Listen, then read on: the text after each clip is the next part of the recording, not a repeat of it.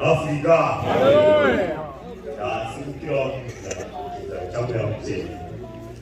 Sasa huyo kwa hiyo. Uyamsene wani basira. Ndabona nzimbo ile. Sasa. Yaitazima. Karamba kana kanisa ulima yoro.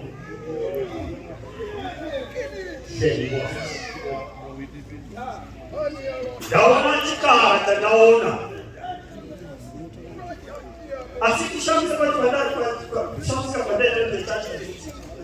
Shishani shaka system. Kram shepherd. Kona hamu. Yamutene wani batia jama na kata leto tu. Bila kumaya. Baiwe kudeka. Well, Stefan. Akatika hii wapati kwenye. Tabii wapati kwenye. Asina ya mtende.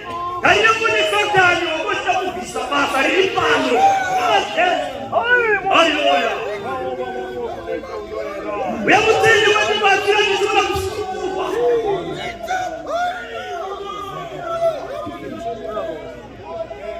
Suku wa madaona watai kwa ndani sababu ya mtende. Chingani sio changani la kushikwa pale. Sio kwa mtambo ulipano na baba na ulipano. Levani yo tano wa mizani. Aika pani Yerusalem. Ayo, naona Yehova mwari akiwaambia wale walisaidia.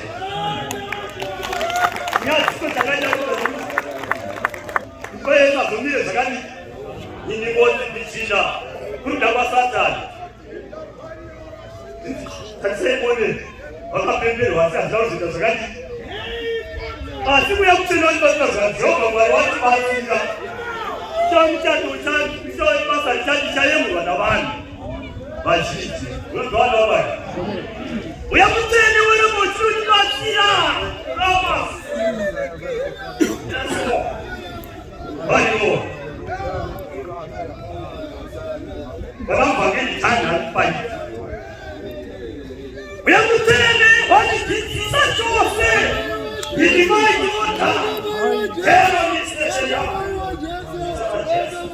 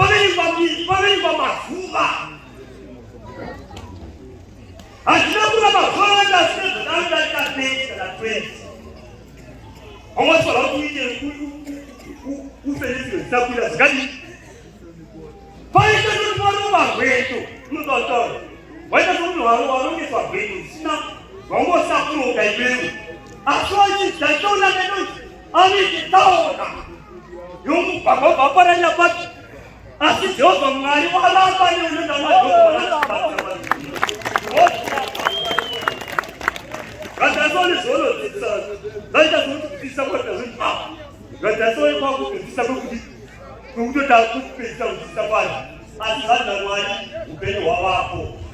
Jehova.